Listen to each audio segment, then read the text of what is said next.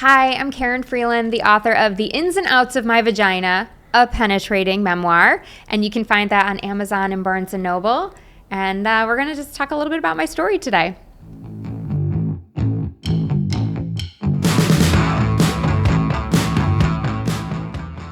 So hi everyone, this is Jenny. Welcome to my Amulet podcast. Welcome Karin. Thank you for having me. I'm so happy to have you here in person. This is such a treat. I love Miami. It's great to be back. Yeah, because this was your home for a bit. Yes, for 2 years after college. That's amazing. I mean, is there a better place to live after college than Miami? No. Right?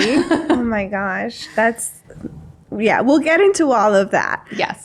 But to just dive in.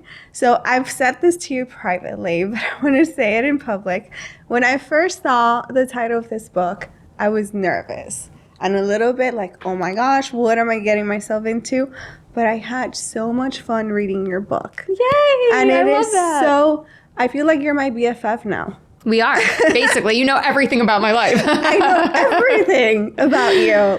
And I can't believe that you were able to share so much and so many heavy things in a way that's so light and but yet poignant. Like we really connect with you in this book. And it wasn't always easy to share these things. And, there were moments where I was like, am I really going to tell people this? And my husband was like, are you really going to tell people this? So there was a lot of discussions had ahead of time. But we really, once I read the book all the way through, I was like, I cannot hold this back from people. They need to read this. This is going to enrich their lives in ways that I can't even imagine. Yeah. So it was just like, I have to do it. I'm being, my intuition is calling me.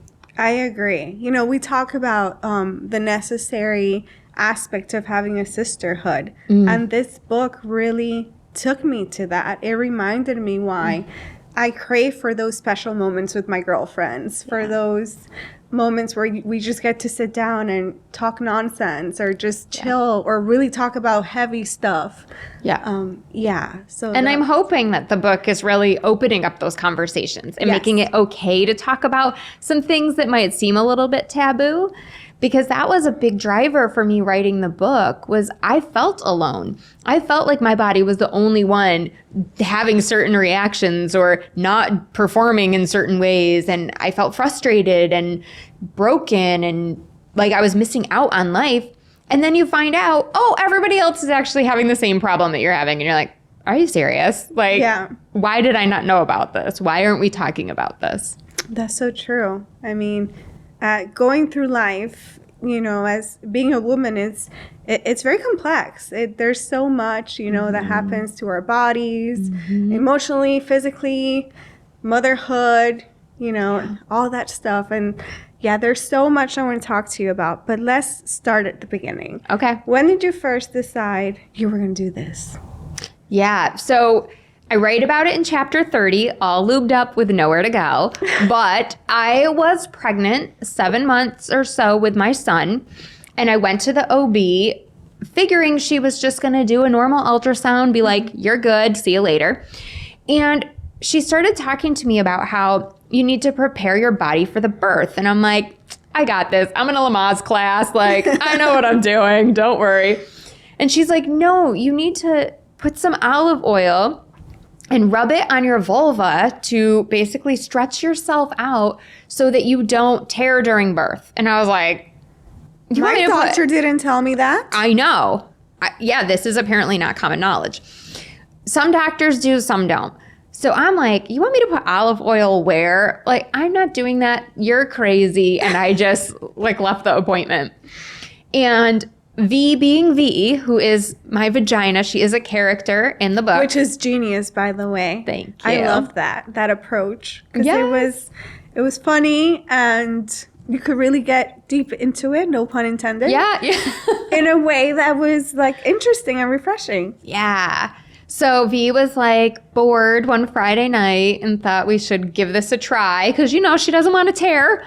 So we're like, okay. So go into the bathroom, bring the olive oil, light some candles. And, I won't spoil it for you. You got to read the book. But basically it was a disaster. And there was like olive oil flying everywhere and I wasn't getting on me. And I don't know. I gave up and my husband came home and was like, what the hell happened in the bathroom and why is there olive oil in there? So after explaining, it was his idea to write the book. And he said, you should call it I Don't Know My Vagina because it's clear you don't know how this thing works. And I was like, that's so dumb. Who would read a book about my vagina? What would I even write? What would I say? But that seed was planted. And over the next, I don't know, month or so, I was like, oh my gosh, what about that time that happened to my vagina or that thing that I did with my vagina or whatever? And there were all these stories popping up in my head. I was like, I think you're onto something. I think I have a book here.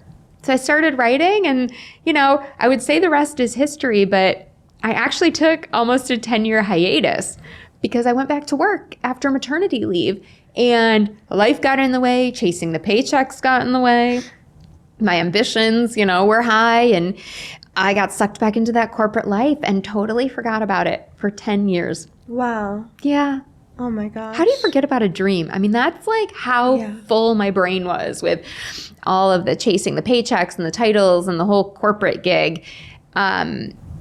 And I just was like, you know what? At 2019, I had a full-on midlife crisis. And I just looked at my life and I was like, I am not happy. This is not for me. What am I doing? But what do I do? Right. Like what would I do if I weren't a B2B marketer? And I just could not see outside of that until I was watching The Secret and I just had this epiphany. Oh my gosh, my memoir. It's still sitting on my laptop. I forgot about that. I was like, I'm going to finish it. And from that point to launch, it was about 2 years. And I got really, really serious about finishing it. That's amazing. Yeah, it's crazy. What a journey. Mm. And the fact that your husband was the one that said, hey, you should, Well, and when he was like, I don't know if you should do this now, or he would have second thoughts, I was like, this was your idea. I didn't sign up for this initially. But he's been such a good sport and so supportive of everything. So I can't thank him enough. How did he react when you first said, oh, I'm reviving this? This is happening. Yeah. It was mixed. Like, I think there was a part of him that was like, yeah, okay, you started this 10 years ago. We'll see if you really do or not.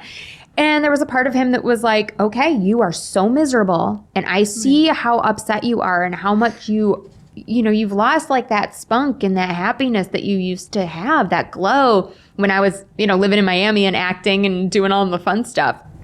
So I think part of him was like, yes, please find something that makes you happy. You need a hobby. You need something to be doing. To moments where like, I don't understand why you need to tell people this. I don't understand why you need to share this much of your story. Like, can't you just leave some of these things out?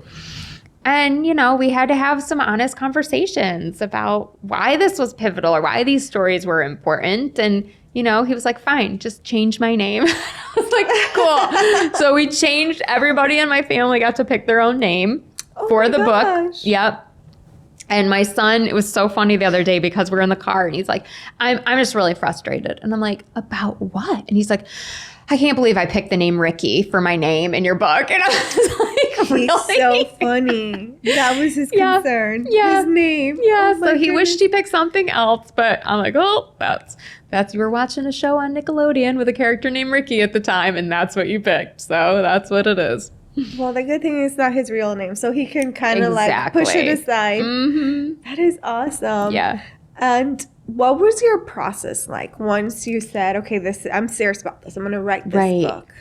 Yeah. And it's funny because I don't know if I had a process. I'd never written a book before. So I didn't really know what I was doing, but I became just like I was at work, right? Where I was a workaholic. I became a writeaholic. So at the beginning, it was hard because I didn't have a lot of time. Mm-hmm. So I would set a timer for like 15 minutes. You were still in your regular job. Mm-hmm. Oh my gosh. And I would tell my kids and my husband, everybody like, mommy needs 15 minutes to go write this book. So just let me go upstairs and bang out half a chapter or whatever. And then I'd come downstairs and then the next day I'd do it, 15 minutes.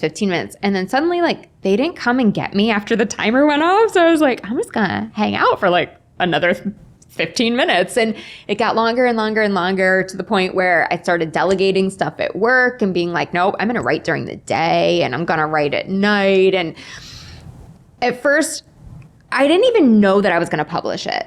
You know what I mean? Like, I kind of was just like, I said I was going to do this 10 years ago. I'm going to give it the old college try and actually follow through on something. I called my cousin, who was an English teacher. He was about 50 at the time. She's about 10 years older than me. And I was like, hey, do you want to make some money? I was like, I'll pay you if you help edit my book. And he was like, okay, I'm not taking your money. I am not an editor. He's like, but I will, like, he's like, send me the book. Like, what's it about? I don't know. Like, same thing, same reaction. Like, what am I getting myself into with this title? So he starts reading it, stays up all night, reads it on his cell phone, like scrolling. Texts me in the morning. He's like, oh my gosh, I stayed up all night reading it. He's like, I love it. You're going to be famous. You're going to be on Oprah someday. Yes, I believe it. Your voice as a writer is so unique because I love reading memoirs because I'm nosy, right? Like, I want to know everything. I want to know what lessons you've learned that I could take for myself. That's just the way I approach it. And yours is... Honestly, I was astounded. Wow. You are so funny. You are refreshing. But like I just told you earlier, you tackle these huge topics. Like, for example, miscarriage, you know, in a way where I can feel the empathy and I can see the pain that you and your husband went through. But at the same time, I see the bigger picture, you know? And I feel like that's so difficult to accomplish as a writer. So I totally agree with that. That's amazing. Yeah. Thank you for that feedback. It's so good to hear. And like, especially from people who don't know you, because sometimes I feel like people who know me have to say, oh, I love the book. Yeah. But then when you have somebody who really has never met you before, right? And they're like, oh my gosh, this was so good. This, you know, it's just the best feeling. Right. And the other thing, which we'll just get out there now, this was self-published, which I want to talk about that journey too, down our conversation. But there's, and I don't mean to be judgmental, but when you see a book that's been self-published, it's usually not the best, you know? Yes. So sometimes they are not cared for the way they need to be. Right. And that's not to say that books that have like an official publisher, the best. But right. Usually there's like a little bit of a guarantee that the book has been through the paces, so chances are you're in for a good ride. This book is amazing. You don't need a publisher. I put a lot of money into this. Yes. Yeah. Because I really wanted it to be that good. I'm like, a book like this could go sideways fast. I mean, we could go down some bad rabbit holes and it could get ugly. So I wanted to keep it classy. I wanted to keep it funny. And I just felt like once my cousin helped me do some editing, it was good enough to finally get it in front of an editor or an agent. And I was introduced to this guy, Gary Krebs, fantastic editor. He signed on to the project. And then we got a process. We got serious about how we were going to get the book done. And he helped me create a map, like an outline for what is the arc of the story. Like, what's the problem? What are you trying to achieve? What is this outline going to look like chapter by chapter? Who's your target market? Like, things that I wasn't thinking about. Like, right, yeah, you're going to write a book, but then who are you going to sell it to? Right. Who's going to want to buy it? So I had to really think about those things. Like, oh, it's a perfect baby shower gift, or it's the perfect wedding shower gift. And like, just think out of the box a little bit. And then we basically started at the beginning and we just went chapter by chapter. And I would send him my first edits. He would review it, send it back. I'd make my edits based on his. We'd have a dialogue if I didn't agree on something. And then, we would just, come to an agreement and be like, okay, that chapter's done. Next. That's awesome. Yeah. And we did that for 40 some chapters. There's some that were cut because it was just too much. And he was like, okay, we got to wrap this story up. I'm like, I could talk about my vagina forever, which is weird, but I could. So yeah, here we are 40 chapters later. Yeah. But it's an easy read, isn't it? Don't you think? It's so easy, especially because it's so enjoyable. Yeah. I feel like it's, you really see the womanhood. And the fact that V is her own character, she's so representative of what we go through as women, which sometimes is not so gracious and glamorous and fun. No. A lot of things happen that doesn't really get talked about, and we think we're in it by ourselves, and every other woman's going like, oh wait, that happened to me.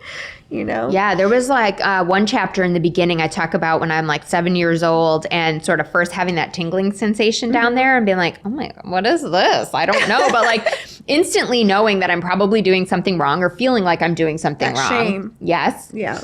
And I was like, what are people going to think of me? Maybe I should take this out of the book. But I have gotten so much feedback on that chapter about how other people did that. Or like one woman was like, I used to like lay on the floor and like squirm around. And my mom was like, it's not appropriate to do that in front of your father. Like go to your room, or like, and I'm like, oh my gosh, this is relatable. Like I'm not a unicorn. And I think that's what we get in our heads. Like, I'm the weird one. I'm the only one this is happening to. And it's like, chances are if it's happening to you, it's happening to, 100,000 other people in the world. Exactly. No, I totally agree with that. So once you have this book ready to go, how did you make that decision to say goodbye to corporate? Good question. So about halfway through the writing, once that last 2 years where I really picked it back up, the universe had other plans for me and I got laid off from my job. Yeah, I know. How could they let me go? No, I'm just kidding. It was such a beautiful thing. It really was. And, I won't say it didn't sting when I fantasized about getting laid off. Like, that's how boring I am. Like, those are like my fantasies. Like, please lay me off. Like, I want a severance package and I just want to ride off into the sunset and do my own thing. And when the call actually came in, I knew it was coming. I was prepared for it. And my boss at the time said, I have some bad news for you. And I go, no, you don't. You have the best news ever. And he's like, okay, I have great news for you. I'm like, yes, you do. He's like, you're done. And I was like, okay.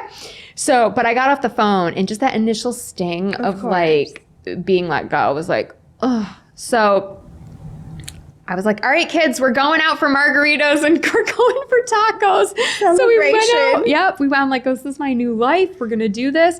And so then about the last year before I published it was when I was really a full-time writer and doing some consulting on the side just to keep finances afloat and have the money to pay for, the marketing and all the stuff that I needed to do and the production of the book. Right. Oh, man. Yeah. But it sat once the book was fully done and we got through the final editing process. And it was like, okay, you have everything you need to go and put this book out. I panicked and I was like, I don't know if I can do this. I don't know if I can tell people this stuff. I don't know if I can actually share it. And it was really, really hard for me. And fortunately, I had a coach of my own and she really helped me come to a decision about what I wanted to do with the book. And every time I would talk about it, she's like, your eyes just light up. She was like, you have to go back and watch this recording of our call today. She's like, just look at yourself when you talk about this book. And I was like, you're right. I'm like, I have to do this. I owe it to myself, to put it out there.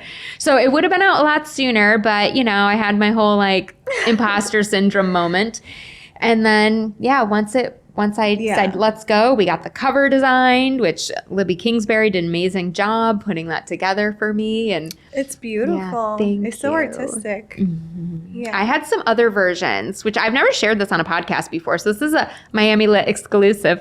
But I had some other versions that were kind of sexy and like the V were like the legs and it was kind of like hips and like just...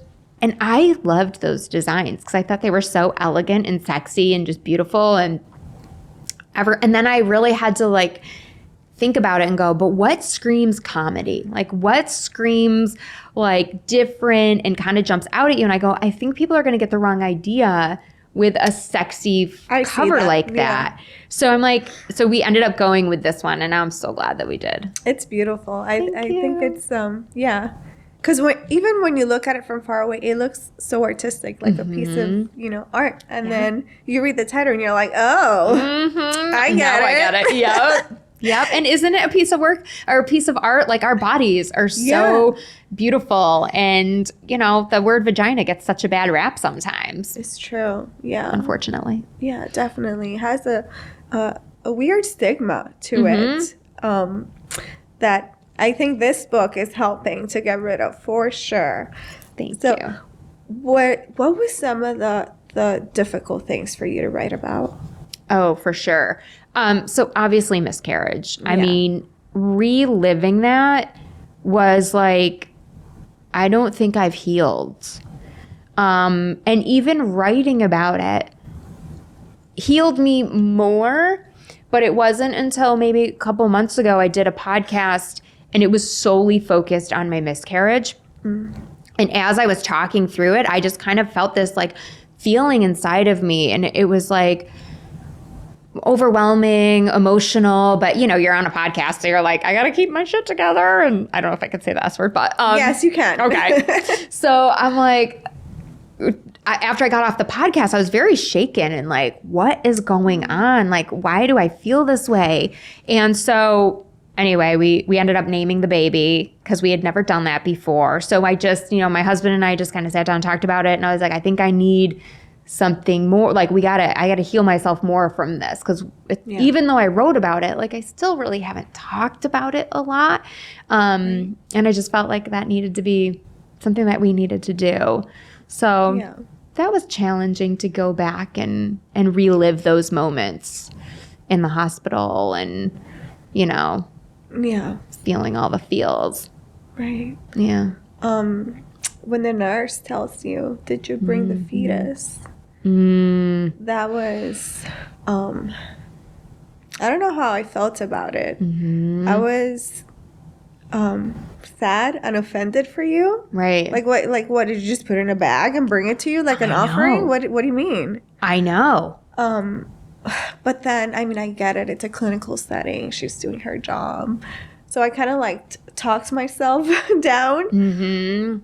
But yeah, you really dive deep into that very, very difficult moment. And that question was so heavy. I can only imagine what you both felt like just hearing that, like so blasé, right? Like, did you bring it? Like I didn't even know I was supposed to bring. Like I didn't know what I was supposed to do. And I think that's one of the most traumatic things for a lot of women who have a miscarriage is what do you do? Right. Do you flush the baby? Do you take it out of the toilet? Do you bury it? Do you what do you do? I don't know. I don't know what I did. And my decision still, I won't spoil it. You'll have to read the book. But it still haunts me to this day, like what actually happened and how we moved on from that moment in the bathroom together with my husband before we went to the hospital. And it's just like, but you can't go back. And I think that's one of the things that my life coaching has taught me and helped me with is like, I cannot change the past. Right. It is what it is. It happened, and I can honor those moments and I can learn from those moments, but then I got to go forward. I got life to live and things to look forward to. So how do you take that and then learn something from it and go forward? You know, that's how I try to look at things. I also love how much you talk about your marriage. Thank you. Because I obviously am married, and I think that's just a lot of people, you know, can relate to that. Yep. And yeah, marriage is such an interesting side of life, right? Because you've committed to share the good and the bad with someone else. So I really love how much time you spent discussing your marriage and how fun and awesome your marriage sounds. It sounds Thank you. like you're both made for each other, basically. Yeah. You're He's a definitely good match. He is definitely my soulmate. We have had our rocky patches just like any other marriage. Of course. And most of those didn't make it into the book because we weren't doing a lot with my vagina during those patches. So there wasn't a lot to talk about. You know, when I was really busy in corporate, like there were times that we just kind of fell away from each other and felt more like roommates than husband and wife. And, more things we should be talking about, because everybody thinks they're going to have this like storybook marriage and it's just going to be fun and easy every single day. And then when it's not, it's like, do I want to be in this relationship anymore? Right. And so I really had to constantly go back and be, why did I fall in love with you in the first place? Like, what were all those things? And then, we've had to really work to rekindle that. Like, over the summer, we did ballroom dancing classes together once a week. That's so fun. It was amazing. And it was like he would put cologne on and he would get dressed up. And I was like, hey now, like you never wear cologne. Like it was a bet. It was just so hot, And then we would dance together and go home and other things would unfold. And it was just like this amazing romantic night that we looked forward to once a week. And it was like in the middle of the week. So it was just such a great way to like then go into the weekend. But yeah, I'm glad that you enjoyed me talking about that, because it was funny when I first announced on Facebook that I was writing the book. One of my friends from high school called me and goes, do you have an open marriage? Like, what? Yeah, because she was like, what could you possibly be writing about with your vagina when you've been with your husband for so many years? A lot you could write about, because you've had a partner for so long. Those are the people that I want to talk to, because if you made it happen with one person, I need to know. Right. Yeah. So it's just funny that that's kind of where people's minds maybe go. It's like, whoa, what is going on in her life? Which, you do you, but like that is not. Right. No, don't sign me up for that. I am hella jealous. There's no freaking way I could do that. No, me neither. I'm way too possessive. Yeah. I don't even like sharing my food. I know. Like, no. You know how people are like, oh, do you want to bite? No, don't order your own stuff. Yes. Okay, it's not completely true. I like sharing my food in restaurants. Okay. But at home, no. I hate it. It makes me really irrationally angry. Like, don't touch my plate, right? Oh. Like, there's some issues there. That's a fun fact. Right? There's something there. I should look into that. But to go back to your point, yes. No, I could never. I couldn't. Mm-mm. It's not in my personality. No way. So we're enjoying being monogamous with each other, and, we have our moments, but... we always come back together, and it's always better than it was before, Yeah, there's maybe I could use the word misconception that marriage should always be just happy. Yeah. And no roadblocks, and the minute there's a roadblock, oh, maybe this doesn't work. Right. And although it shouldn't be a lot of work, right, it should be fairly easy flow, at least in my opinion, you will have to face some challenges, because just life, right? And I think it's normal to a certain extent. Yeah. And I'm very lucky. He's such a good partner. Like, he helps out with the kids. Like, he cooks dinner sometimes. Like he when I was in corporate, he almost always cooked dinner. Now that I have a bigger kitchen, when we moved to South Carolina, I've been getting the more work in the kitchen, but I'm actually turning out to be not such a bad cook, which is good. And he loves that. He'll like text me the other day. He's like, I love when you cook for me. I'm like, oh, that's cute. So that's so nice. Just growing together, Yeah. I think there's nothing more exciting than figuring out life with your partner. Mm-hmm. Yeah. It's a great way to put it. Exactly. Life is so complex. So to add someone else into it, it's so crazy in the best way. Right. Like it's just to me such a miracle. Yeah. That this person's like, hey, I'm willing to do it all with you. The good and the bad. Yeah. And the fun and the spicy. I do talk about the time we made a sex tape, although we weren't married yet, but don't tell anyone.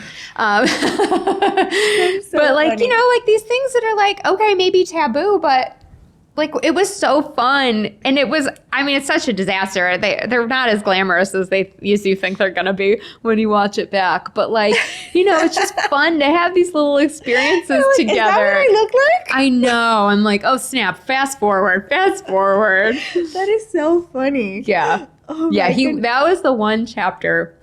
I didn't tell him about that chapter.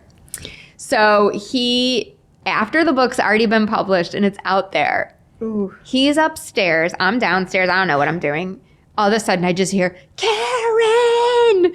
And I'm like, what? He's like, you told him about the sex tape. And I was like, maybe. And he shuts the book and he's like, I was trying to support you. He's like, but I can't read this book. I was like, fair enough. I was like, just don't. He's like, this is where I draw the line. Yep. This is it. Yeah. Oh my He's like, goodness. is your mom going to read this? I was like, nope, same thing. She drew the line. I said, you can read the first 7 chapters because that's, my youth. It's puberty. It's periods. Yeah. It's kind of like benign, And then she was flipping through and she saw the chapter about Myrtle Beach.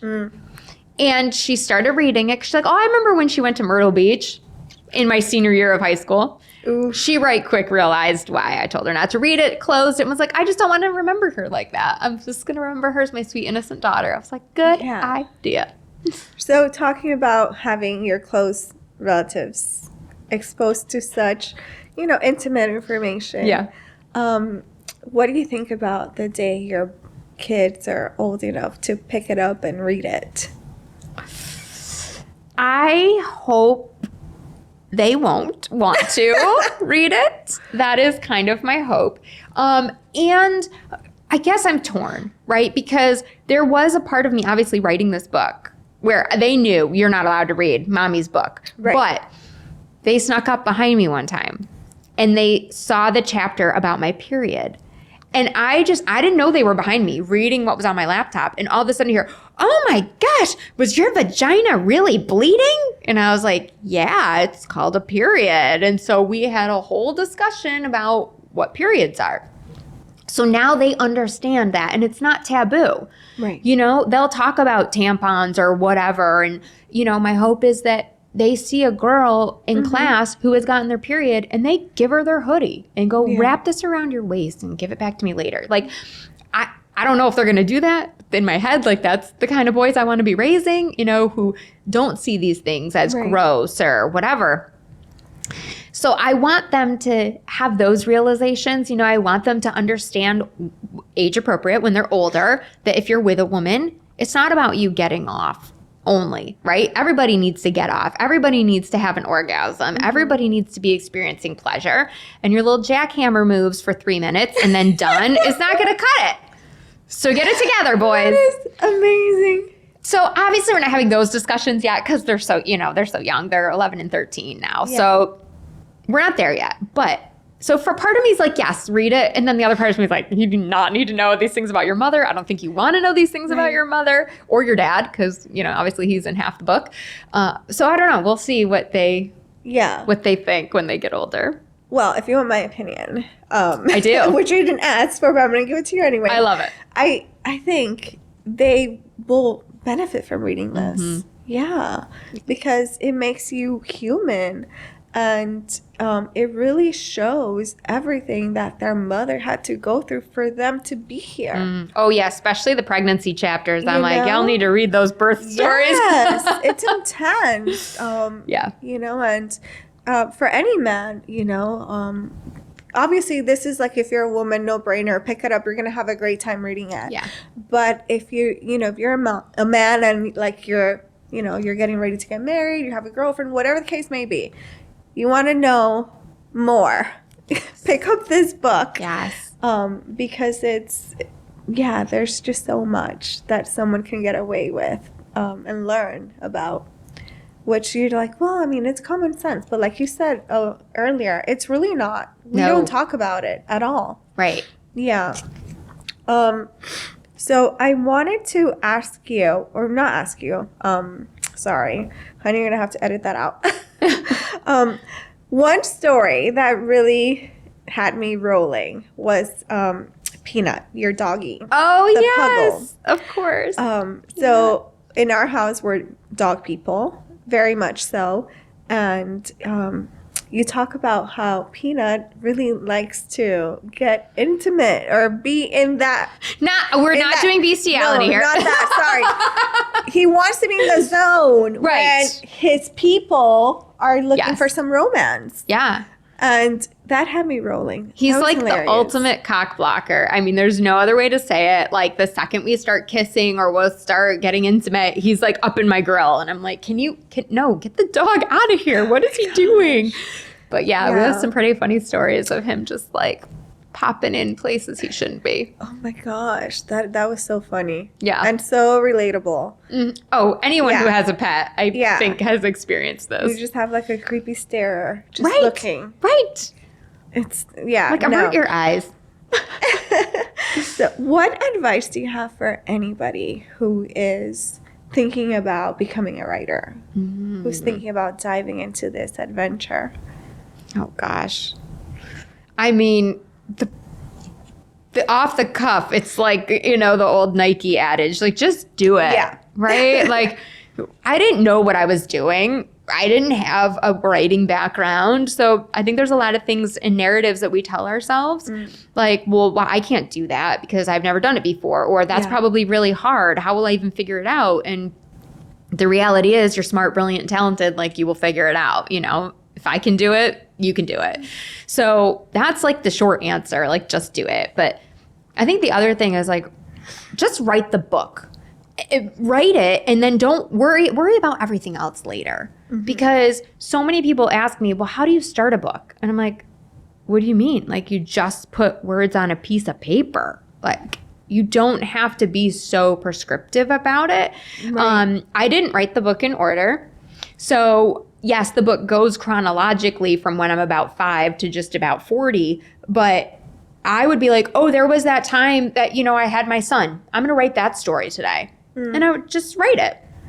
And then I'd be like, oh, remember that time I got the bikini wax in Miami? Like, okay, like, write that story.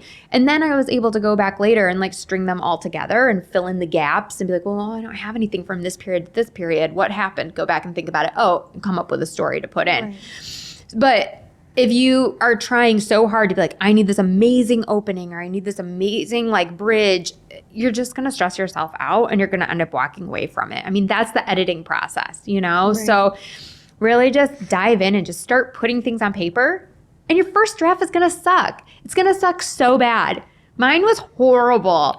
I'm not even kidding you. I have it on my laptop in, like, a Google Drive. So I really should break it out and just read it sometime for someone and, like, put it on my Instagram or something. But maybe when you start your podcast. Yeah. Oh, there you go. No Maybe pressure. we're manifesting that, I guess, today. Yeah. So it was like, I went here, then I did this, then he touched me here, then I did that. And it was, like, so bad. But after I did that, like, it was like, just get the ideas on paper. Now I can go back and craft a story. Right. Yes. Right. It's so much easier once you have something to work with than sitting there and staring at a blank page being like, I need to create genius. Like, no, just go in knowing you're creating crap and you will turn it into genius later. I love that. Oh, I'm glad that was helpful. Because it does feel like, right, especially I'm assuming because I am not a writer, for a first-time writer, it must be so intimidating, right? Yeah. Like, everything that comes out has to just be, like, genius level. Yeah. And I remember when my editor was like, you need a website. You have to start building a platform because nobody buys memoirs from people they don't know, right? That's a good point. Yeah. Like, you buy. I never even thought of that. Right? So, like, you buy a memoir about Madonna or Britney Spears or the, Kardashians or whoever because you're like, ooh, I want to know more about their life. They're interesting to me, right? Nobody knows Karin Freeland. So no one's, like, inherently like, oh, I've got to pick up this book. But he was like, you got to start building a following. And I'm like, what do I even put on a website? Like, do I call myself an author? I've never made money from a book before. So it was really hard for me. And I had this, like, language, like a budding young author, like, coming out of her shell with her breakout tell-all memoir. And, but I had to use that language because I was just not comfortable being like, I'm an author. I hadn't made money from it yet.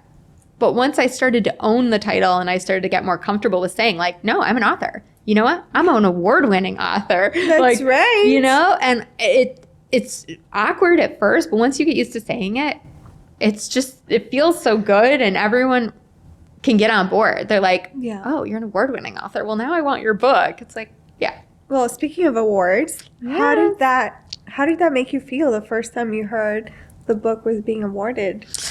So it's won a couple of different awards from BookFest and Reader's Favorite, but this last award and why I'm here in Miami this week was the Reader's Favorite 2022 book contest for the humor comedy genre for nonfiction. I got the gold medal.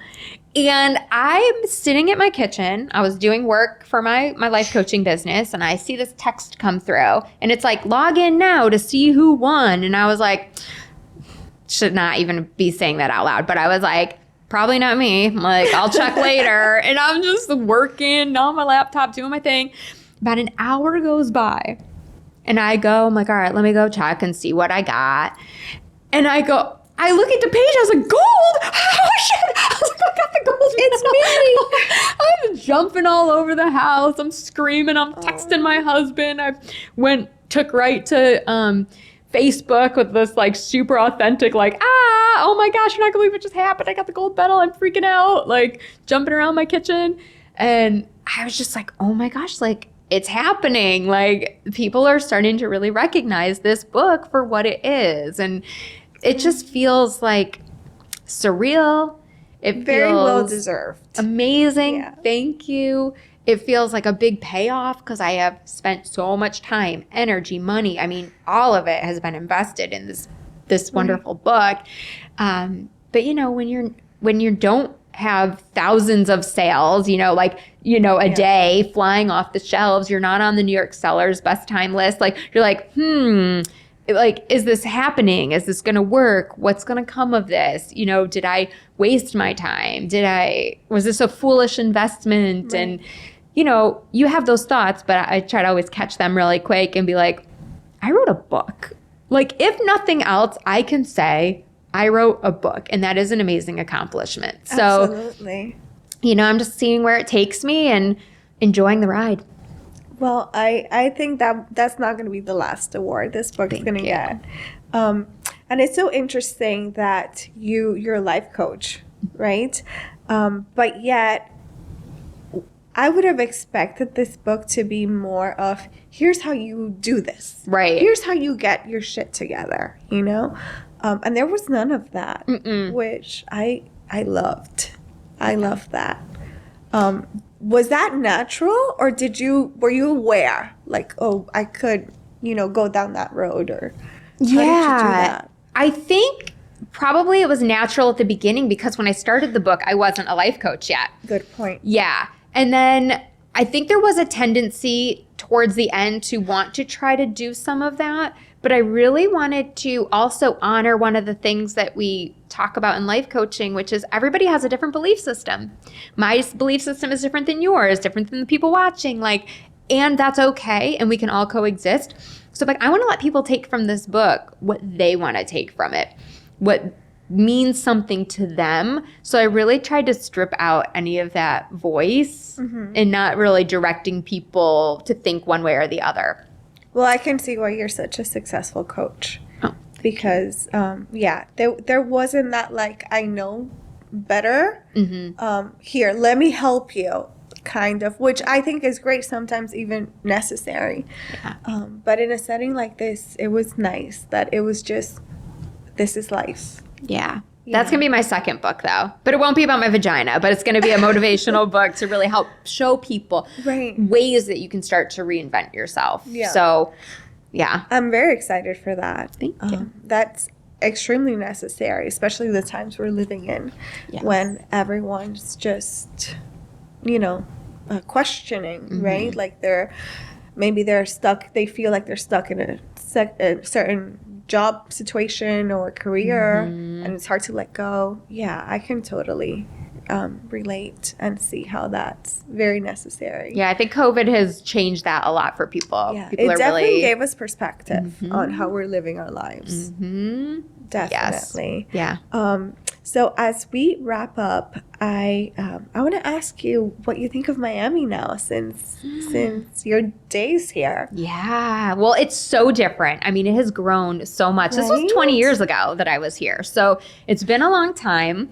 I lived in Coconut Grove, so a lot of my time was spent there in Coral Gables when I used to work at Houston's, now Hillstone.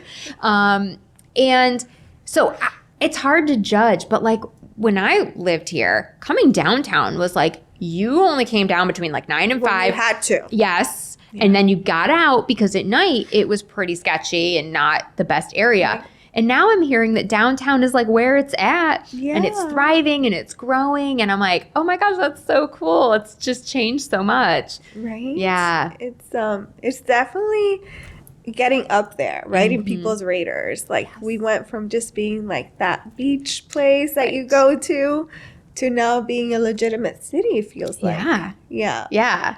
It makes me excited, you know, and I got off the plane and I was like, why did we ever move? The weather is just the best ever. So beautiful. It's a nice escape from the cold.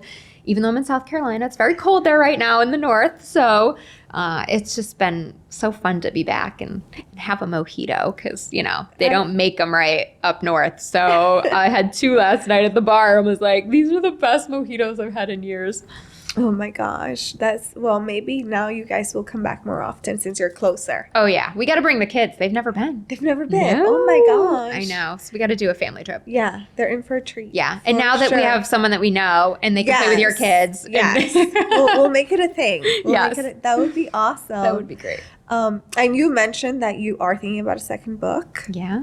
Do you know more or less, time-wise? Hard to say because I'm debating whether I want to self-publish again or if I want to go more of a traditional route. So, you know, there's things to consider. Self-publishing, you make more money. Traditional publishing, you have a big name behind you. Right. They help you with more of the marketing.